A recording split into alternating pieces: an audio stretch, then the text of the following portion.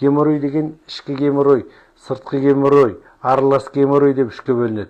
Ішкі геморрой деген аностың іш жағына мынандай емізікше еттер шыққан болады. Сыртқы геморрой сыртына шығады, ол әдетте туалетный бумагамен сүртсеңіз, қолыңызға да ілінеді. Мұндай адамдар міндетті түрде не істеу керек дегенде, үлкен дәретке отырғаннан кейін міндетті түрде дәрет алу керек.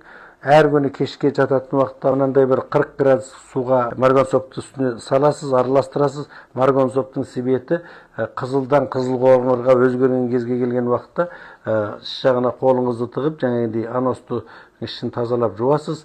Содан кейін 15-20 минуттай жаңағы суға құйрығыңызды малып отырасыз. Осының өзі де сізге жақсы көмектеседі.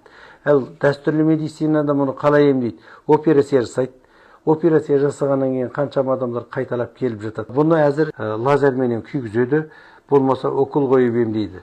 Біз сол лазерменен күйгізетіннің енді аппараттарына жаңағыдай заказ беріп қойдық. Укол қойып неме ететінде Қытайға дәрігерлерді жіберіп оқыту жоспарда бар.